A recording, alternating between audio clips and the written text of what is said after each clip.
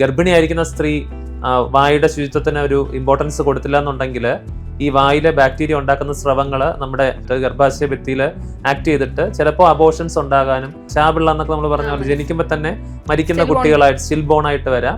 പല്ലുവേദന ഡയറക്റ്റ് ആയിട്ട് ഇപ്പൊ ഹാർട്ട് അറ്റാക്ക് ഉണ്ടാക്കുമെന്ന് വെച്ചാൽ നമുക്ക് അങ്ങനെ തെളിയിക്കാൻ പറ്റില്ല. പക്ഷേ നോർമലി നമ്മൾ വായിൽ കാണുന്ന പല ബാക്ടീരിയയും ഈ ഹൃദയത്തിന്റെ ഭിത്തികളിലും കണ്ടിട്ടുണ്ട്. വായിൽ നിന്നുണ്ടാകുന്ന സ്രവങ്ങള് ബ്ലഡ് വഴി ബാക്ടീരിയ, അവിടെയുള്ള ബാക്ടീരിയ പല സ്ഥലത്തും വരുന്നുണ്ട്.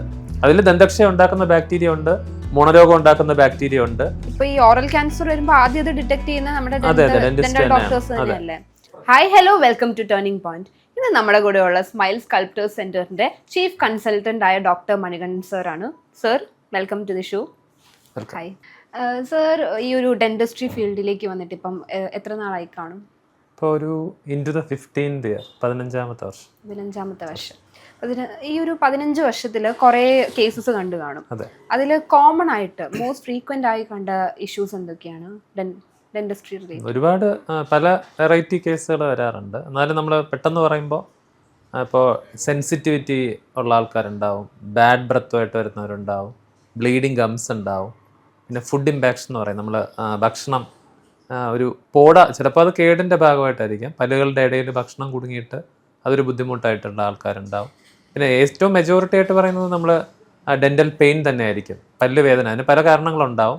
എന്നാലും നമ്മൾ അതിൻ്റെ ഒരു മെയിൻ പ്രസൻറ്റിങ് കംപ്ലയിൻസിൽ ഒന്ന് കോറിലേറ്റ് ചെയ്യുകയാണെന്നുണ്ടെങ്കിൽ ആദ്യം വരുന്നത് ഒബ്വിയസ്ലി പെയിൻ ആയിരിക്കും. അതിൽ തന്നെ സെൻസിറ്റിവിറ്റി, ഈ പല്ല് പുളിപ്പ്, അതിൻ്റെ ഒരു പല്ലിൻ്റെ ഒരു പ്രത്യേകത എന്ന് പറഞ്ഞു കഴിഞ്ഞാൽ അവിടെ ഏത് ടൈപ്പ് സെൻസേഷൻ വന്നാലും നമുക്കത് അറ്റ് ദ എൻഡ് അത് പെയിൻ ആയിട്ടായിരിക്കും പെർസീവ് ചെയ്യുന്നുണ്ടാവുക. അവിടെ ഇപ്പോൾ ഒരു ഹോട്ടായിട്ടുള്ള, നമുക്ക് ശരീരത്തിൻ്റെ ബാക്കിയുള്ള ഭാഗത്തൊക്കെ ഒരുപാട് ടൈപ്പ് റിസപ്റ്റേഴ്സ് ഉണ്ട്. ഇപ്പോൾ തെർമൽ റിസപ്റ്റേഴ്സ് വേറെ ഉണ്ട്, ബാരോ റിസപ്റ്റേഴ്സ്, പ്രഷർ ഫീൽ ചെയ്യുന്നത് വേറെ ടൈപ്പ് റിസപ്റ്റേഴ്സാണ് സ്കിന്നിലാണെന്നുണ്ടെങ്കിൽ. പക്ഷെ ടൂത്തിൻ്റെ അകത്തുള്ള പൾപ്പിനകത്താണെന്നുണ്ടെങ്കിൽ എല്ലാത്തിനും നോസിസെപ്റ്റേഴ്സ് എന്നാണ് പറയുന്നത്. എന്ന് വെച്ചാൽ എല്ലാം പെയിൻ തന്നെയാണ്. അപ്പോൾ അത് ടെമ്പറേച്ചറിലുള്ള വ്യതിയാനമാണെങ്കിലും അത് പ്രഷറിലുള്ള മർദ്ദത്തിലുള്ള വ്യത്യാസമാണെങ്കിലും എന്താണെങ്കിലും at the end of the day അത് പെർസീവ് ചെയ്യുന്നത് പെയിൻ ആയിട്ടായിരിക്കും. അപ്പോൾ സെൻസിറ്റിവിറ്റി തന്നെ പെയിൻ ആയിട്ട് വരാം. പിന്നെ ബാഡ് ബ്രത്ത് പലർക്കും ഉള്ള അതൊരു സോഷ്യലി ഒരു ഇതും കൂടെ ഇമ്പാക്റ്റും കൂടെ ഉള്ള ഒരു കാര്യം കൂടെയാണ്. പ്രത്യേകിച്ച് പലരുടെയും കോൺഫിഡൻസിനെയൊക്കെ ബാധിക്കാൻ ചാൻസ് ഉള്ള ഒരു ഡെന്റൽ പ്രോബ്ലം കൂടിയാണ്. ഈ ബാഡ് ബ്രത്ത് പറയുമ്പോഴത്തേക്ക് നമ്മുടെ ഇവിടെ ഉള്ള മെയിൻലി നമ്മുടെ കേരളത്തിലൊക്കെ ഉള്ള ആൾക്കാരാണെങ്കിൽ ഈ ഒരു ഡെന്റൽ ക്ലിനിക് മറ്റേ ക്ലെൻലിനെസ് ബേസിക്കലി അതൊരു ഇമ്പോർട്ടൻസ് കൊടുക്കുന്നില്ലെന്ന് ഫീൽ ചെയ്തിട്ടുണ്ട്. ഇല്ല, ആക്ച്വലി നമ്മൾ പറയുകയാണെന്നുണ്ടെങ്കിൽ ഇപ്പോൾ കുറച്ചുകൂടെ ഈ ഒരു 15 years നോക്കുകയാണെന്നുണ്ടെങ്കിൽ ഓരോ ഇയർ കഴിയുന്തോറും അവയർനെസ് കൂടുകയാണ് ചെയ്യുന്നത് ശരിക്കും. ഇപ്പം നമ്മൾ ചിലപ്പോൾ അതിൻ്റെ തന്നെ ഈ നമ്മുടെ കൺട്രിയിൽ തന്നെ വേറൊരു ഇപ്പം നോർത്തേൺ സൈഡിലോട്ടൊക്കെ പോയി കഴിഞ്ഞാൽ അതുമായിട്ട് നമ്മൾ കമ്പയർ ചെയ്യുമ്പോൾ അവിടുത്തെയൊക്കെ ചില ആൾക്കാർ, അങ്ങനെ നമ്മളൊരു ഏരിയ റീജിയണലൈസ് ചെയ്ത് പറയുന്നതല്ല, എന്നാൽ തന്നെയും കുറച്ചുകൂടി ശ്രദ്ധ മലയാളികൾ വെച്ച് പുലർത്തുന്നുണ്ട്. പക്ഷെ അത് ചിലപ്പോൾ ശാസ്ത്രീയമായിട്ടുള്ള രീതിയിലാവണമെന്നില്ല. അതായത് നമ്മൾ ചിലപ്പോൾ നന്നായിട്ടെന്ന് വിചാരിച്ചിട്ട് 2 നേരം, അല്ലെങ്കിൽ ചിലപ്പോൾ ഓവർ കോൺഷ്യസ് ആയിട്ട് OCD ഒക്കെ ഉള്ള ആൾക്കാരുണ്ടാവും ഭയങ്കരമായിട്ട്. അപ്പൊ കൈ ഒരുപാട് പ്രാവശ്യം കഴുകുന്നത് പോലെ ഓരോ ഫുഡ് കഴിച്ചിട്ടും ഒക്കെ ബ്രഷ് ചെയ്യുന്ന ആൾക്കാരുണ്ട്. എന്നിട്ടും അതിൽ ചില ആൾക്കാർക്ക് ചിലപ്പോൾ ബാഡ് ബ്രത്ത് വരാറുണ്ട്. അപ്പൊ അങ്ങനെ ചില പേഷ്യൻസ് പറയാറുണ്ട്, ഞാൻ അത്രയും കെയർ ആയിട്ട് കൊടുത്തിട്ടും എന്തുകൊണ്ട് എനിക്ക് പ്രശ്നം വരുന്നു എന്നുള്ളത്. അപ്പൊ ചിലപ്പോൾ സംഭവിക്കാന്ന് പറഞ്ഞാൽ അവരുടെ ഫ്രീക്വൻസി കൂട്ടിയിട്ടുണ്ടാവും, പക്ഷെ ചെയ്യുന്നത് ചിലപ്പോൾ പ്രോപ്പർ വേയിലായിരിക്കണമെന്നില്ല. നമുക്ക് കാണുന്നുണ്ട് ചിലവർക്ക് കുറെ ക്യാവിറ്റീസ് ഫ്രീക്വന്റ് ആയിട്ട് വരും, ചിലവർക്ക് വരില്ല. അതൊരു ജനറ്റിക് ഒരു ഇഷ്യൂ ആണ്. അതെ, ഇപ്പോൾ നമ്മൾ എപ്പോഴും പറയും ഈ ക്യാവിറ്റി വരണമെന്നുണ്ടെങ്കിൽ അതിന്റെ ടെട്രാഡ് എന്ന് പറയും. പണ്ട് ട്രയാഡ് ആയിരുന്നു ആദ്യം. ഡയറ്റ് ഉണ്ട്, അതായത് 3 കാര്യങ്ങൾ ഒരുമിച്ച് വരണമെന്നുള്ള ട്രയാഡ് എന്ന് പറയുന്നത്. ഡയറ്റ്, അതോടൊപ്പം തന്നെ അതിനകത്തുള്ള ഒരു ഏജന്റ് വേണം, ഒരു സബ്സ്ട്രേറ്റ് വേണം. ഇപ്പൊ ഡയറ്റ് എന്ന് പറയുന്നത് നമ്മൾ കഴിക്കുന്ന ഡയറ്റിന്റെ ഫോം എന്ത് ടൈപ്പിലുള്ളതെന്നുള്ളതാണ്. ഇപ്പോൾ മേഘ ചോദിച്ചതുപോലെ തന്നെ ഇപ്പോൾ ചില ആൾക്കാർക്ക് 2 രീതിയിലുള്ള, ഇപ്പോൾ ബേസിക്കലി പല ടൈപ്പ് ഫുഡ് ഉണ്ടെന്നുണ്ടെങ്കിൽ നമുക്ക് പറയാം റിഫൈൻഡ് ആയിട്ടുള്ള ഷുഗേഴ്സും ഉണ്ട്, നോൺ റിഫൈൻഡ് ആയിട്ടുള്ളതും ഉണ്ട്. ഇപ്പം ചിലതെന്ന് പറഞ്ഞു കഴിഞ്ഞാൽ നമുക്കിപ്പോൾ ചില സ്നാക്സ് എന്ന് പറഞ്ഞാൽ ഭയങ്കരമായിട്ട് ഒട്ടിപ്പിടിച്ചിരിക്കുന്ന പ്രോസസ്ഡ് ആയിട്ടുള്ള ഫുഡായിരിക്കും. അതിൻ്റെ ഫോം വളരെ ഇമ്പോർട്ടൻ്റ് ആണ്, ഈ ഡയറ്റ് ഏത് രീതിയിൽ ഇരിക്കുന്നു എന്നുള്ളത്. അപ്പോൾ നമ്മൾ കഴിക്കുന്ന ആ ഒരു ഷുഗർ അടങ്ങിയിട്ടുള്ള സാധനം, ഇപ്പോൾ ഇലയുടെ പോലത്തെയൊക്കെ സാധനം എന്നുണ്ടെങ്കിൽ അതിനകത്ത് തേങ്ങയൊക്കെ ഉണ്ടാവും. അപ്പോൾ അത് ചിലപ്പോൾ പല്ലിൻ്റെ ഇടയ്ക്ക് പറ്റിപ്പിടിച്ചിരിക്കാനുള്ള ചാൻസ് കൂടുതലാണ്. അപ്പൊ കുട്ടികൾ ഫുഡിന്റെ ഫോം പറയുമ്പോൾ ഫുഡ് കഴിച്ച ഉടനെ ബ്രഷ് ചെയ്ത് കഴിഞ്ഞാൽ ഈ ഒരു ഇഷ്യൂ നമുക്ക് അവോയ്ഡ് ചെയ്യാം. അതിനകത്ത് ഒരു കാര്യം കൂടെ പറയാനുണ്ട്. അപ്പൊ അതിനകത്ത് ഇപ്പൊ കുട്ടികൾ ചോദിക്കുമ്പോൾ ഇപ്പൊ ചോക്ലേറ്റ് ആണോ ഐസ്ക്രീം ആണോ നല്ലതെന്നോ, രണ്ടും വേണ്ടെന്നൊക്കെ ചിലപ്പോൾ പാരന്റ്സ് പറയാറുണ്ട്. പക്ഷെ നമുക്ക് കുറച്ചും കൂടെ അവർ ആ ഒരു ഏജിൽ ചിലപ്പോൾ എന്തും വേണ്ടെന്ന് പറഞ്ഞാലും കുട്ടികൾ കഴിക്കാനുള്ള ടെൻഡൻസി ഉണ്ട്. അപ്പോൾ നമുക്ക് ചോക്ലേറ്റിന് പകരം സജസ്റ്റ് ചെയ്യുന്ന ഐസ്ക്രീം സജസ്റ്റ് ചെയ്യാം. കാരണം ഐസ്ക്രീം അവിടെ അങ്ങനെ പറ്റി പിടിച്ചിരിക്കാനുള്ള ചാൻസ് കുറവാണ്. നമുക്ക് വാഷ് ചെയ്ത് കഴിഞ്ഞാൽ പെട്ടെന്ന് പോകുന്നതാണ്. പക്ഷെ ചോക്ലേറ്റിന്റെ കൺസിസ്റ്റൻസിയിലുള്ള ഒരു സാധനം പല്ലിനകത്ത് പറ്റി പിടിച്ചിരിക്കാൻ ചാൻസ് ഉണ്ട്. അപ്പോൾ ആ സബ്സ്ട്രേറ്റിന്റെ ഫോം ഡയറ്റ് കഴിഞ്ഞിട്ട് സബ്സ്ട്രേറ്റ് പിന്നെ ഏജന്റ് എന്ന് പറയും. സബ്സ്ട്രേറ്റ് എന്ന് പറയുന്നത് നമ്മൾ ആക്ട് ചെയ്യുന്ന സർഫസ് ആണ്, ടൂത്ത് ആണ്. അപ്പോൾ ഇപ്പൊ എൻ്റെ ഒരു പല്ല് പോലെ ആയിരിക്കത്തില്ല ചിലപ്പോൾ മേഹയുടെ പല്ല്, വേറൊരാളുടെ പല്ല് വേറെ രീതിക്കായിരിക്കും. ഇപ്പൊ ചിലരുടെ പല്ലില് നാച്ചുറലി ഫിഷേഴ്സ് എന്ന് പറയും, പിറ്റ്സ് ആൻഡ് ഫിഷേഴ്സ് എന്ന് പറയും. കുഴിയും ഗ്രൂവുകളൊക്കെ കൂടുതലായിരിക്കും. അപ്പൊ അതിലെന്തെങ്കിലും ഒരു ഫുഡ് പാർട്ടിക്കിൾ വന്നു കഴിഞ്ഞാൽ അവിടെ ഇങ്ങനെ ലോഡ് ചെയ്തിരിക്കുന്ന ഒരു ചാൻസ് കൂടുതലായിരിക്കും. പക്ഷെ ചില ആൾക്കാരുടെ ടൂത്ത് സർഫസ് കുറച്ചുകൂടി പ്ലെയിൻ ആയിരിക്കും, അവിടെ ഗ്രൂവ്സ് കുറവായിരിക്കും, ഡെപ്ത് കുറവായിരിക്കും, പിന്നെ ഷാലോ ഗ്രൂവ്സ് ആയിരിക്കും. അപ്പൊ അവിടെ കുറച്ചുകൂടെ സെൽഫ് ക്ലെൻസിങ്ങിനുള്ള ഒരു ചാൻസ് ഉണ്ട്. മൂന്നാമത്തെ ഏജന്റ് എന്ന് പറയുന്നത് ഏജന്റ് ആണ്, ബാക്ടീരിയ ആണ്. അപ്പൊ ബാക്ടീരിയ എന്തുമാത്രം ഇതായിട്ട് ഫ്രീക്വന്റ് ആയിട്ട് ആക്ട് ചെയ്യുന്നു. അപ്പൊ ചിലർക്ക് അത് ജനറ്റിക്കലി തന്നെ പ്രോൺ ആയിരിക്കും എന്നുള്ളതാണ്. അപ്പൊ നാലാമത്തെ ഈ ടെട്രായ്ഡ് വന്നപ്പോൾ ടൈമും കൂടി ഒരു ഫാക്ടറായിട്ട് വരുന്നുണ്ട്. അപ്പൊ അതിനകത്ത് ഏറ്റവും ഇമ്പോർട്ടന്റ് ആയിട്ട് പറയുന്നത് OCT എന്ന് പറയും, ഓറൽ ക്ലിയറൻസ് ടൈം എന്ന് പറയും. അതായത് ഇപ്പൊ മേഘ ചോദിച്ചതുപോലെ എത്ര ഫ്രീക്വന്റ് ആയിട്ടാണ് ഈ ഒരു ഭക്ഷണ പദാർത്ഥം നമ്മുടെ വായിൽ നിന്ന് ക്ലീൻ ആക്കപ്പെടുന്നത് എന്നുള്ളതാണ്. അപ്പൊ മിനിമം നമ്മളൊരു അരമണിക്കൂറിൽ കൂടുതൽ എന്തെങ്കിലും ഒരു സ്വീറ്റ് അടങ്ങിയിട്ട്, സ്വീറ്റ് വേണമെന്നില്ല, കാർബോഹൈഡ്രേറ്റ് തന്നെ അൾട്ടിമേറ്റ്ലി ഷുഗർ ആണല്ലോ. ഇപ്പൊ നമ്മൾ കഴിക്കുന്ന ചോറാണെങ്കിലും ഗോതമ്പാണെങ്കിലും ഒക്കെ അൾട്ടിമേറ്റ്ലി ഇറ്റ് ഈസ് ഷുഗർ ആണ്. അപ്പൊ അതിനകത്ത് ഗ്ലൂക്കോസ് ഉണ്ട്. അപ്പൊ അത് ഒരു അരമണിക്കൂറിൽ കൂടുതൽ ക്രിട്ടിക്കൽ pH എന്ന് പറയും, അരമണിക്കൂറിൽ കൂടുതൽ നമ്മളൊരു സർഫസിൽ ടൂത്ത് സർഫസിൽ ഇരിക്കുകയാണെന്നുണ്ടെങ്കിൽ ബാക്ടീരിയ ആക്ട് ചെയ്തിട്ട് അത് അസിഡിക് ആവും. ആ എൻവയോൺമെന്റ് pH ഒരു 5.5 എന്നാൽ താഴോട്ട് പോകുമ്പോൾ അത് അസിഡിക് എൻവയോൺമെന്റ് ആവും. അപ്പൊ തുടങ്ങിയിട്ട് അരമണിക്കൂറിനകത്ത് നമ്മൾ കൃത്യമായിട്ട് നീക്കം ചെയ്യുകയാണെന്നുണ്ടെങ്കിൽ നമുക്ക് അത് കേടുവരുന്നത് തടയാൻ പറ്റും. അരമണിക്കൂർ കുറയ്ക്കാൻ പറ്റും. അരമണിക്കൂർ കഴിഞ്ഞിട്ടും ഈ ഫുഡ് പാർട്ടിക്കിൾ അവിടെ ഇരിക്കുകയാണെന്നുണ്ടെങ്കിൽ ബാക്ടീരിയ അതിന്റെ പണി സ്റ്റാർട്ട് ചെയ്യും. അപ്പൊ പിന്നെ എത്രത്തോളം എത്ര ടൈം കഴിഞ്ഞിട്ടാണ്, അതാണ് ഓറൽ ക്ലിയറൻസ് ടൈം കൂടുന്തോറും കേട് വരാനുള്ള ചാൻസ് കൂടുതലുണ്ട്. ഇതിന്റെ കൂടെ തന്നെ ഞാൻ കേട്ടിട്ടുണ്ട് നമ്മുടെ ഓറൽ ഹെൽത്ത് എന്ന് വെച്ചാൽ ജസ്റ്റ് പല്ലിൽ ഒതുങ്ങുന്ന ഒരു സംഭവമല്ല, അത് റിലേറ്റഡ് വേറെ ഇഷ്യൂസും വരും. അത് മിത്താണോ എന്ന് എനിക്കറിയില്ല, അത് ഉള്ളതാണോ? അതായത് ഹാർട്ട് ഡിസീസസ് ഒരു കാരണമാണ് ഇത്. അത് മാത്രമല്ല കേട്ടൊരു ഫാക്ട് എന്ന് വെച്ച് കഴിഞ്ഞാൽ ഈ സ്ത്രീകൾക്ക് ഓറൽ ഇഷ്യൂസും ക്യാവിറ്റീസും ഉണ്ടെങ്കിൽ അവരുടെ 9 മാസമാണ് നമ്മുടെ ബർത്ത് ടൈം എടുക്കുന്നത്. അപ്പൊ അത് കുറഞ്ഞ 7 മാസത്തിലൊക്കെ പ്രീമെച്യൂർ ബർത്ത് സംഭവിക്കാറുണ്ടെന്ന് പറയുന്നത് അത് ഫാക്ട് ആണ്. അത് ഫാക്ട് തന്നെയാണ്, മിത്തല്ല. ആക്ച്വലി പറഞ്ഞാൽ നമ്മുടെ ഓറൽ ഡിസീസസ് ജനറൽ ആയിട്ട് പറയുകയാണെങ്കിൽ, അല്ലെങ്കിൽ തന്നെ സ്പെസിഫിക് ആയിട്ട് പറഞ്ഞാൽ ഗം ഡിസീസസ്, മോണരോഗങ്ങളും 42ഓളം മറ്റ് നമ്മുടെ സിസ്റ്റമിക് രോഗങ്ങളുമായിട്ട് ബന്ധമുണ്ടെന്നുള്ളതാണ് പഠനങ്ങൾ സൂചിപ്പിക്കുന്നത്. പക്ഷെ ഒരു 4-5 രോഗങ്ങൾക്കാണ് വളരെ കൃത്യമായിട്ടുള്ള ബന്ധം ഒരുപാട് പഠനങ്ങൾ സ്ഥിരീകരിച്ചിട്ടുള്ളത്. ബാക്കിയൊക്കെ നമുക്ക് ചിലപ്പോൾ ഒരു കറക്റ്റ് നമ്മൾ പറയും, അതിനകത്ത് പ്ലോസിബിലിറ്റി എന്നും പറയാറുണ്ട്, കോസാലിറ്റി എന്ന് പറയും. പ്ലോസിബിലിറ്റി എന്ന് പറഞ്ഞു കഴിഞ്ഞാൽ ബൈ ചാൻസ് ചിലപ്പോൾ അത് നമുക്ക് കൃത്യമാവണമെന്നില്ല. അതായത് നമുക്കിപ്പോൾ ചിലപ്പോൾ അത് കാരണമാകാം, but may be some other ഫാക്ടേഴ്സും ഉണ്ട്, നമ്മൾ കൺഫൗണ്ടിങ് ഫാക്ടേഴ്സ് എന്ന് പറയും. ഇപ്പൊ അതിനകത്ത് ബാക്കിയുള്ള ചിലപ്പോൾ ഏജ് ഒരു ഫാക്ടർ ആയിരിക്കാം, സ്മോക്കിങ് ചിലപ്പോൾ ഫീമെയിൽ ആണെന്നുള്ളത് അല്ലെങ്കിൽ മെയിൽ ആണെന്നുള്ളത്. അപ്പൊ ഏജ്, സെക്സ്, അതുപോലെ തന്നെ ഈ സ്മോക്കിങ്, മറ്റ് കാര്യങ്ങൾ, സ്ട്രെസ്, ഇതൊക്കെ അതിനൊരു രണ്ടിനും കോമൺ ആയിട്ടുള്ള. ഇപ്പൊ ഡെന്റൽ ഡിസീസ് ഒരാളിനിപ്പോ നമ്മളിപ്പോ ചില കോമഡി ആയിട്ട് ഇപ്പൊ പറക്കും തെളിയിലൊക്കെ പറയുന്ന തൊട്ട് അതിനകത്ത് ഇപ്പൊ എങ്ങനെയാണ് മരിച്ചതെന്ന് പറയുമ്പോഴേ പല്ലുവേദന വന്നാണ് മരിച്ചത്, പക്ഷെ പല്ലിൽ ഒരു ലോറി ഇടിച്ചിട്ടാണ് മരിച്ചതെന്ന് പറയാം. എന്ന് വെച്ചാൽ പല്ലുവേദന ഡയറക്റ്റ് ആയിട്ട് ഇപ്പൊ ഹാർട്ട് അറ്റാക്ക് ഉണ്ടാക്കുമെന്ന് വെച്ചാൽ നമുക്ക് അങ്ങനെ തെളിയിക്കാൻ പറ്റില്ല. പക്ഷേ ഈ over the period of time ആ പ്ലോസിബിലിറ്റി എന്ന് പറഞ്ഞാൽ ബൈ ചാൻസ്, കോസാലിറ്റി എന്ന് പറഞ്ഞാൽ നമുക്ക് ഇതിങ്ങനെ പ്രൂവ് ചെയ്യാം, A കാരണം B വന്നു എന്നുള്ള, ഇന്ന കാരണം കൊണ്ട് ഇത് വന്നു എന്നുള്ള. അപ്പൊ ഇപ്പൊ നമുക്ക് ഹാർട്ട് അറ്റാക്ക് ഉണ്ടാക്കുന്നു എന്ന് പറയാൻ പറ്റില്ല ഒരാളിന് ക്യാവിറ്റി. പക്ഷെ over the period of time അയാളുടെ പല്ലിനകത്തുള്ള ഈ നമ്മുടെ ദന്തക്ഷയ ഉണ്ടാക്കുന്ന ബാക്ടീരിയ പലതും ഈ ഹാർട്ടിനകത്ത് ഈ നമുക്ക് അതറോസ്ക്ലിറോട്ടിക് ആയിട്ടുള്ള പ്ലാക്സ് എന്ന് പറയും, ഈ ഇത് വരുന്നതിന് മുമ്പായിട്ട്, ഹാർട്ട് അറ്റാക്ക് വരുന്നതിന് മുമ്പായിട്ട് ഹൃദയ ധമനികൾ, വലിയ രക്തക്കൊഴലുകളുണ്ട്, അതിന്റെ ചുറ്റും കൊളസ്ട്രോൾ കണ്ടന്റ് അടങ്ങിയിട്ട് ഈ ബാക്ടീരിയയും കൂടെ ചേർന്നിട്ട് വെജിറ്റേഷൻസ് ഉണ്ടാക്കും, ഒരു ബാക്ടീരിയയുടെ ഒരു കോളനി ഉണ്ടാക്കും. അപ്പോൾ പല കോളനീസും പരിശോധിച്ചപ്പോൾ നോർമലി നമ്മൾ വായിൽ കാണുന്ന പല ബാക്ടീരിയയും ഈ ഹൃദയത്തിന്റെ ഭിത്തികളിലും കണ്ടിട്ടുണ്ട്. അപ്പോൾ അത് ബ്ലഡ് വഴി ശരീരത്തിന്റെ പല ഭാഗത്തോട്ടും വ്യാപിക്കുന്നുണ്ട്. അതായത് ബ്ലഡിൽ നമ്മുടെ വായിൽ നിന്നുണ്ടാകുന്ന സ്രവങ്ങൾ ബ്ലഡ് വഴി ബാക്ടീരിയ, അവിടെയുള്ള ബാക്ടീരിയ പല സ്ഥലത്തും വരുന്നുണ്ട്. അതിൽ ദന്തക്ഷയം ഉണ്ടാക്കുന്ന ബാക്ടീരിയ ഉണ്ട്, മോണരോഗം ഉണ്ടാക്കുന്ന ബാക്ടീരിയ ഉണ്ട്. അത് രണ്ടിനും കോമൺ ആയിട്ടുള്ള ചില ഈ കണക്റ്റിംഗ് ലിങ്കുകളും ഉണ്ട്. അപ്പൊ അതിനകത്ത് ഏറ്റവും പ്രധാനപ്പെട്ട ബന്ധം കണ്ടുപിടിച്ചിട്ടുള്ളത് പ്രമേഹമായിട്ടാണ്, പ്രമേഹവും മോണരോഗമായിട്ടാണ്. അതിന് ഒരുപാട് സ്റ്റഡീസ് ഉണ്ട്. ഈ നമ്മുടെ അൾഷിമേഴ്സുമായിട്ടും ബന്ധമുണ്ട്, പാർക്കിൻസോൺസുമായിട്ട് ബന്ധമുണ്ട്, റുമറ്റോയ്ഡ് ആർത്രൈറ്റിസുമായിട്ട് പറയുന്നുണ്ട്. ഇപ്പൊ ഏറ്റവും കോമൺ ആയിട്ട് ഈ പറഞ്ഞതുപോലെ ഡയബറ്റീസ് ആണ്. മേഘ ചോദിച്ച പോലെ ഇപ്പോ ഗർഭിണിയായിരിക്കുന്ന സ്ത്രീ വായുടെ ശുചിത്വത്തിന് ഒരു ഇമ്പോർട്ടൻസ് കൊടുത്തില്ല എന്നുണ്ടെങ്കിൽ ഈ വായിലെ ബാക്ടീരിയ ഉണ്ടാക്കുന്ന സ്രവങ്ങൾ നമ്മുടെ ഇവൻ പ്ലാസന്റയിലോട്ട് വരും, അതായത് പ്ലാസന്റയിലോട്ട് ആക്ട് ചെയ്തിട്ട് ഗർഭാശയ ഭിത്തിയിൽ ആക്ട് ചെയ്തിട്ട് ചിലപ്പോൾ അബോഷൻസ് ഉണ്ടാകാനും അത് സ്റ്റിൽ ബർത്ത്, അതായത് അബോഷൻ ആവാൻ, ചാപിള്ള എന്നൊക്കെ നമ്മൾ പറഞ്ഞ പോലെ ജനിക്കുമ്പോൾ തന്നെ മരിക്കുന്ന കുട്ടികളായിട്ട് സ്റ്റിൽ ബോൺ ആയിട്ട് വരാം. അല്ലെങ്കിൽ ചിലപ്പോൾ നമുക്ക് പ്രിമച്വർ ബർത്ത് എന്ന് പറയും, അതായത് നമുക്ക് കാലം തെറ്റി ജനിക്കുക. ചിലപ്പോൾ തന്നെ ജനിച്ചു കഴിഞ്ഞാൽ തന്നെ ലോ ബർത്ത് വെയിറ്റ് ബേബീസും വെരി ലോ ബർത്ത് വെയിറ്റ് ബേബീസും ഉണ്ട്. ആരോഗ്യകരമായിട്ടുള്ള ഒരു കുഞ്ഞിന്റെ തൂക്കം എന്ന് പറഞ്ഞാൽ മിനിമം 2.5 കിലോഗ്രാം ഭാരമാണ്. 2.5 കിലോയിൽ കുറയുമ്പോഴാണ് ലോ ബർത്ത് വെയിറ്റ് ബേബി എന്ന് പറയുക. 1.5 കിലോയിൽ കുറയുകയാണെങ്കിൽ വെരി ലോ ബർത്ത് വെയിറ്റ് എന്ന് പറയും. അപ്പോൾ ആൾക്കാരിൽ അങ്ങനെയും സംഭവിക്കുന്നുണ്ട്. അതുകൊണ്ട് തന്നെ ഇപ്പം നോക്കിക്കഴിഞ്ഞാൽ നമ്മൾ മിക്ക ഹോസ്പിറ്റലുകളിലും സെക്കൻഡ് ട്രൈമസ്റ്ററിൽ ഒരു മാൻഡേറ്ററി ആയിട്ട് ഒരു ഡെന്റൽ ചെക്കപ്പ് ഗൈനക്കോളജിസ്റ്റ് സജസ്റ്റ് ചെയ്യുന്നുണ്ട്. അപ്പം അറ്റ്ലീസ്റ്റ് നമ്മളൊരു ഓറൽ ക്ലീനിങ് ഒക്കെ ഒന്ന് ചെയ്ത് വെച്ച് കഴിഞ്ഞാൽ ആ ഒരു ഇൻഫ്ലമേഷൻ കുറയ്ക്കാൻ പറ്റും. ഇതിന്റെ ബേസിക് പ്രിൻസിപ്പിൾ ഇത്രയേ ഉള്ളൂ. ശരീരത്തിൽ എവിടെയെങ്കിലും നീർവീക്കം ഉണ്ടെന്നുണ്ടെങ്കിൽ അത് അങ്ങോട്ടും ഇങ്ങോട്ടും ഒക്കെ ബന്ധപ്പെടാം, ഇന്റർ കണക്റ്റഡ് ആയിരിക്കും. വായിലൊരു ഇൻഫ്ലമേഷൻ ഉണ്ടെങ്കിൽ ഒബ്വിയസ്ലി നമുക്ക് അത് ശരീരത്തിന്റെ മറ്റു ഭാഗത്ത് റിഫ്ലക്ട് ചെയ്യും.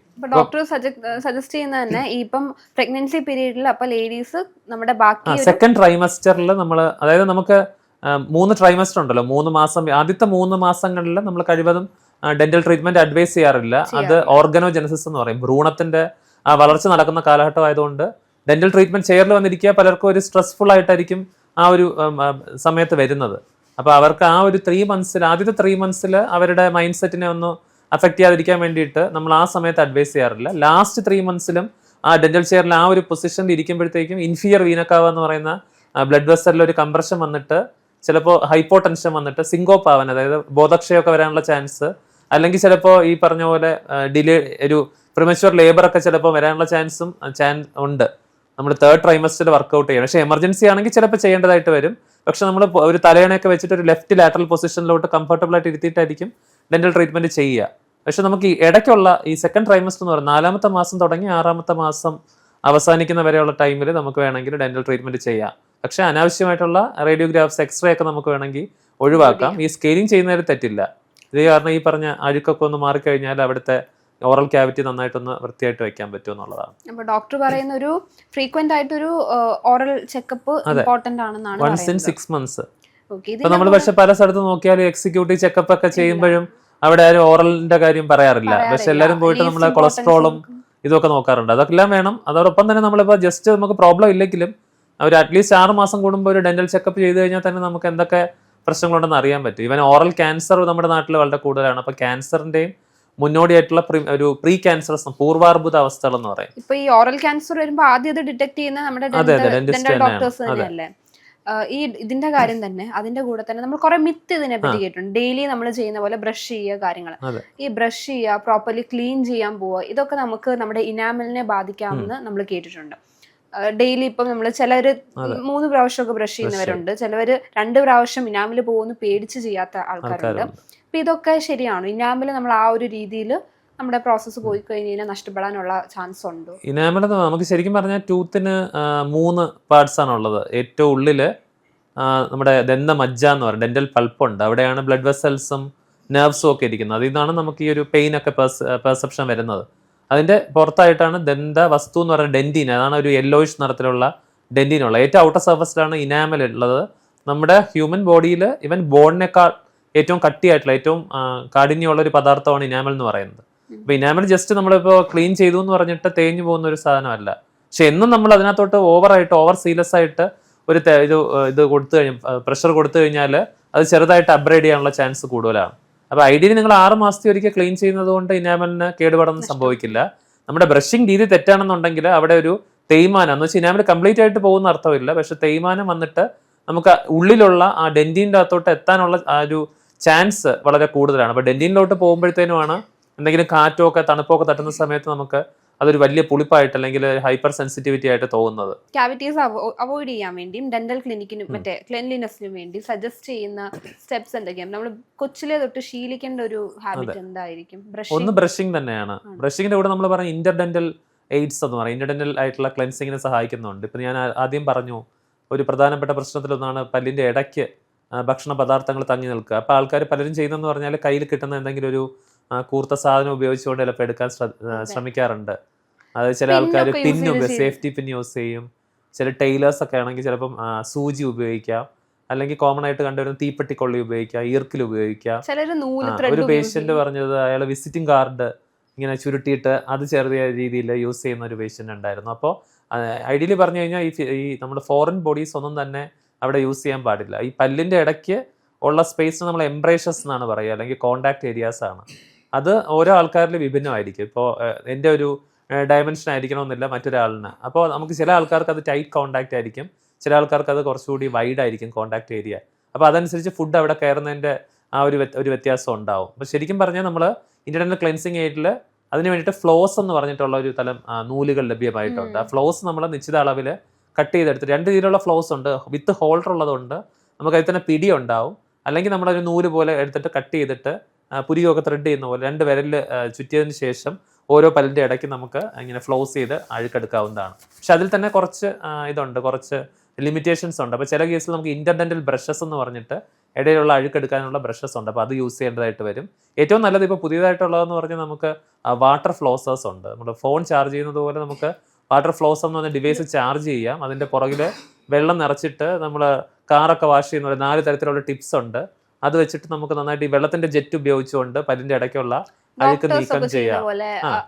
നമുക്ക് ചെയ്യാം. അത് സെൽഫായിട്ട് നമുക്ക് യൂസ് ചെയ്യാൻ പറ്റുന്ന ഒന്നാണ് വാട്ടർ ഫ്ലോസേഴ്സ് എന്ന് പറയുന്നത്. ഇപ്പൊ പഴയ ഒരു കണ്ടംപററി മെത്തേഡ് അല്ലാതെ കുറെ അഡ്വാൻസ്മെന്റ്സ് നമുക്ക് വന്നിട്ടുണ്ട്. ഇപ്പൊ ഡെന്റിസ്ട്രി ഫീൽഡിലായാലും വരുന്നുണ്ട്. ഇപ്പം എന്ന് വെച്ച് കഴിഞ്ഞാൽ സ്മൈൽ കറക്ഷൻ എന്ന് വെച്ച് കഴിഞ്ഞാൽ ഒരു കോസ്മെറ്റിക് രീതിയിൽ ഇപ്പം നമുക്ക് പണ്ട് നമ്മൾ കണ്ടിട്ടില്ല ഇത്, പക്ഷെ ഇപ്പൊ വരുന്നുണ്ട്. ഈ കോസ്മെറ്റിക്, ഈ സ്മൈൽ കറക്ഷൻ ഇങ്ങനെയൊക്കെ ചെയ്യുമ്പോഴത്തേക്ക് നമ്മുടെ പല്ല് അല്ലെങ്കിൽ നമ്മുടെ ക്യാവിറ്റീസ്, നമ്മുടെ മോണ അതൊക്കെ എഫക്ട് ചെയ്യാനുള്ള ചാൻസസ് ഉണ്ടോ? ഇല്ല, ആക്ച്വലി നമ്മൾ അതിനകത്ത് ഈ പറഞ്ഞതുപോലെ ഈ ട്രീറ്റ്മെന്റിൽ നമ്മൾ ഒരു പറ്റേണലിസ്റ്റിക് ആറ്റിറ്റ്യൂഡ് അല്ലാതെ ആ പേഷ്യന്റിനെയും കൂടെ ഇൻവോൾവ് ചെയ്തിട്ട് ചെയ്യിക്കുക എന്നുള്ളതാണ്. അപ്പോൾ പേഷ്യന്റിന് എന്താണോ വേണ്ടത്, അപ്പോൾ പലപ്പോഴും നമുക്ക് ഈ പറഞ്ഞതുപോലെ ഈ സ്മൈൽ കറക്ഷൻ എന്ന് പറയുമ്പോൾ അതിൻ്റെ എന്താണ് ആളിന് ആവശ്യം, അതായത് ഈ പറഞ്ഞ ക്ലയൻറ്റ് ഡിമാൻഡ് ചെയ്യുന്നത് ചിലപ്പോൾ ഒരു ലോങ് ടേം ആയിട്ടുള്ള, അതായത് കുറച്ച് സമയം എടുത്ത് എനിക്ക് റിസൾട്ട് മതിയെന്ന് ഒരു മൈൻഡ് സെറ്റുമായിട്ട് വരുന്ന ആൾക്കാരുണ്ടാവും. ചിലർക്ക് അതെന്നുണ്ടെങ്കിൽ ഇമ്മീഡിയറ്റ് ആയിട്ടായിരിക്കും അവർ പ്ലാൻ ചെയ്യുക. ഇപ്പോൾ മേ ബി ഒരു ഫംഗ്ഷൻ വരുന്നു, അല്ലെങ്കിൽ മേ ബി ഒരു എൻഗേജ്മെൻറ്റ് വരുന്നു, ഒരു സേവ് ദ ഡേറ്റോ എല്ലാം വരുന്നു. അപ്പോൾ അതിന് വേണ്ടിയിട്ട് അവർക്ക് ഇമ്മീഡിയറ്റ് ആയിട്ട് അടുത്ത മാസം ഈ ഫംഗ്ഷൻ ഉണ്ട്, അപ്പോൾ അപ്പോഴത്തേക്ക് നമുക്ക് ഇമ്മീഡിയറ്റ് ആയിട്ട് ഒരു സ്മൈൽ ഒന്ന് മോഡിഫൈ ചെയ്യണം. അപ്പോൾ അത് നമ്മൾ പറയും സ്മൈൽ മേക്ക് ഓവർ എന്ന് പറയാറുണ്ട്, അല്ലെങ്കിൽ ഹോളിവുഡ് സ്മൈൽ എന്ന്. ഹോളിവുഡ് സ്മൈൽ എന്ന് പറഞ്ഞാൽ ഹോളിവുഡിലെ മിക്ക ആർട്ടിസ്റ്റിനെ പോലെ തന്നെയുള്ള സ്മൈൽ. പക്ഷേ കജോളിന്റെ ഒരു സ്മൈൽ വേണമെങ്കിൽ എനിക്ക് അതുപോലെ കജോളിന്റെ സ്മൈൽ വേണമെങ്കിൽ നമുക്ക് ആക്ച്വലി നമുക്ക് ഒരു പുതിയൊരു കോൺസെപ്റ്റ് ഉണ്ട്, ലൈക്ക് ടെംപ്ലേറ്റ് ഡെന്റിസ്ട്രി എന്ന് പറയും, അല്ലെങ്കിൽ കോപ്പി പേസ്റ്റ് റെസ്റ്റോറേഷൻ എന്ന് പറയും. അതിനകത്തുള്ളതെന്ന് പറഞ്ഞാൽ നമുക്കൊരു ഡേറ്റാ ബേസ് ഉണ്ടാവും, ലൈക്ക് സം മോഡൽസിന്റെ ഒക്കെ ഓൾറെഡി അതിനകത്ത് തന്നെ ലോഡ് സ്മൈൽ ക്ലൗഡ് എന്ന് പറഞ്ഞിട്ടുള്ള ഒരു ഇതിനകത്ത് നമുക്ക് ക്ലൗഡ് ഇതുപോലെ ആപ്ലിക്കേഷനാണ്. അപ്പോൾ അതിനകത്ത് നമുക്ക് പല മോഡൽസിൻ്റെയും ചില സ്മൈൽസ് ഉണ്ടാവും. അതല്ലാതെ ഇപ്പോൾ നമുക്ക് നമ്മുടെ തന്നെ പരിചയത്തിലുള്ള നമ്മുടെ ഒരു കസിൻ്റെയോ അല്ലെങ്കിൽ നമ്മുടെ ഒരു ഫ്രണ്ടിൻ്റെയോ ഒരു റിലേറ്റീവിൻ്റെയോ ഒക്കെ തന്നെ ഒരു സ്മൈൽ നമുക്ക് ഇഷ്ടപ്പെട്ടു, അത് നമുക്ക് വേണമെന്നുണ്ടെന്നുണ്ടെങ്കിൽ actually we need that person. ഇപ്പോൾ കജോളിനെ നിങ്ങൾ എത്തിക്കുകയാണെന്നുണ്ടെങ്കിൽ we can give Kajol smile എന്നുള്ളതാണ്. അതിനകത്ത് ചിലപ്പോൾ സ്മൈൽ ക്ലൗഡിൽ നമുക്ക് ചിലപ്പോൾ പുറത്തുള്ള ലൈക്ക് നമ്മുടെ ഇന്ത്യയിൽ അത് വന്നു തുടങ്ങിയിട്ടേ ഉള്ളൂ. റൊമാനിയ ബേസ്ഡ് ആണ് ആ ഒരു സെർവർ എന്ന് പറയുന്ന ആ ഒരു സ്മൈൽ ക്ലൗഡ്. അപ്പോൾ അവിടുത്തെ കുറച്ച് മോഡൽസിൻ്റെ ഒക്കെ സ്മൈല് നമുക്ക് ഓൾറെഡി ഡേറ്റാ ബേസിൽ ഉണ്ടാവും. അല്ലാതെ നമുക്കിപ്പോൾ നമ്മുടെ ഒരു സുഹൃത്തിനെ കൊണ്ടുവരികയാണെന്നുണ്ടെങ്കിൽ നമുക്കത് ഡിജിറ്റലി ഇംപ്രഷൻ എടുത്തിട്ട് ആ സ്മൈല് സ്കാൻ ചെയ്തിട്ട് നമുക്ക് നമ്മുടെ വായിൽ സൂപ്പർ ഇമ്പോസ് ചെയ്യാൻ പറ്റും. പക്ഷെ എല്ലാ സ്മൈലും എല്ലാവർക്കും സ്യൂട്ട് ആവണമെന്നില്ല. ഈ കോൺസെപ്റ്റ് പിന്നിലെ ഒരു മനഃശാസ്ത്രം എന്ന് പറയുന്നത്, നമ്മൾ കുറേ നാൾ ഹോളിവുഡ് സ്മൈലിന്റെ പുറകിലായിരുന്നു. അതായത് അപ്പോൾ അത് ചെയ്യുമ്പോൾ ഒരു പ്രത്യേകത എന്ന് പറഞ്ഞാൽ ഒരു യുണീക്നെസ് ഉണ്ടാവില്ല. അത് എപ്പോഴും പെർഫെക്ഷന് വേണ്ടിയിട്ട് സ്ട്രൈവ് ചെയ്യാനായിട്ടുള്ള ഒരു ശ്രമമാണ്. ഇപ്പം നമ്മൾ പറയും ബബി സബി എന്നൊക്കെ പറയും, ഇംപെർഫെക്ഷൻ ഈസ് ഗുഡ് എന്നുള്ളതാണ്. അതായത് നമുക്കിപ്പോൾ എല്ലാവരും ഒരുപോലെ 100% പെർഫെക്റ്റ് ആയിട്ട് ഇരുന്ന് കഴിഞ്ഞാൽ അത് മോർ ഓഫ് എൻ ആർട്ടിഫിഷ്യൽ ലുക്കാണ് ആക്ച്വലി.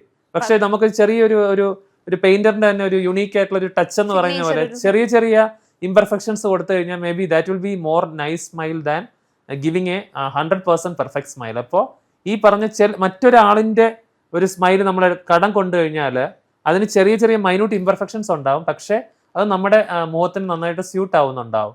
പക്ഷേ ഈ നമ്മൾ വെനീർ എന്നുള്ള രീതിയിൽ സിംപ്ലി വെക്കുകയാണെന്നുണ്ടെങ്കിൽ എല്ലാവർക്കും ഒരേ ഡയമെൻഷനിലായിരിക്കും. അതായത് ഒരു പോലെ തന്നെ നമ്മൾ വരച്ചു കഴിഞ്ഞാൽ എല്ലാവരുടെയും ലെങ്ത് ഒരുപോലെ ഇരിക്കും. അപ്പോൾ ഇനി ലോങ് ടേം നമ്മൾ നോക്കുമ്പോഴേ, അല്ലെങ്കിൽ ചിലപ്പോൾ നമ്മളൊരു നല്ലൊരു ഐഫോണിലോ SLRലോ ഒക്കെ ഫോട്ടോ എടുക്കുമ്പോഴത്തേക്കും നമുക്ക് തന്നെ ചിലപ്പോൾ മനസ്സിലാകാം ഇതൊരു ആർട്ടിഫിഷ്യൽ ലുക്ക് ആണല്ലോ, ആർട്ടിഫിഷ്യലി വെച്ചിരിക്കുന്നതാണല്ലോ എന്നുള്ളത് ചിലപ്പോൾ തോന്നിയേക്കാം.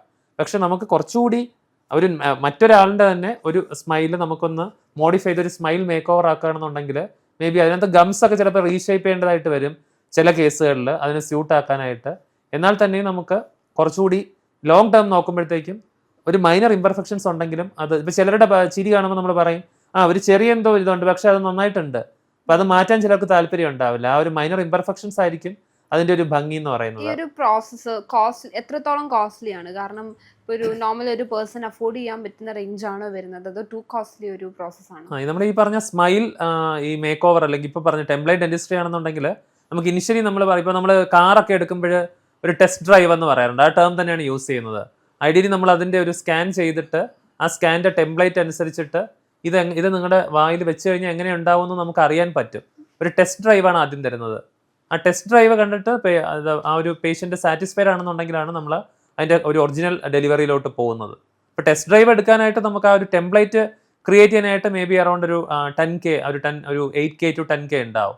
അത് കഴിഞ്ഞിട്ട് നമുക്ക് you can select the type of crowns that you want എന്നുള്ളത്. അത് പല മെറ്റീരിയലിലുണ്ട്. നമുക്ക് മെറ്റൽ ഫ്രീ ആയിട്ടുള്ള സിർക്കോണിയ എന്നുള്ളതാണ് ഇപ്പോൾ കൂടുതലായിട്ട് ഈ ആർട്ടിസ്റ്റിക് ആയിട്ട് അല്ലെങ്കിൽ എസ്തറ്റിക് ആയിട്ടുള്ള റെസ്ട്രേഷനിൽ കൂടുതലായിട്ട് വരുന്നത്.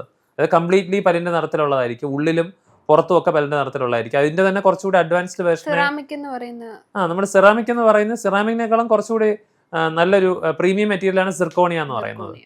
സെറാമിക്കിനകത്ത് തന്നെ സെറാമിക് ലൈക്ക് നമ്മുടെ ഈ പിഞ്ഞാണി എന്ന് പറയുന്ന നമ്മുടെ സാധാരണ പാത്രങ്ങളൊക്കെ ഉണ്ടാക്കുന്ന അതിന്റെ ഒരു ഡെന്റൽ വെർഷനാണ്. ഡെന്റൽ പോർട്സ്ലൈൻ ആണ് നോർമൽ സെറാമിക് എന്ന് പറയുന്നത്.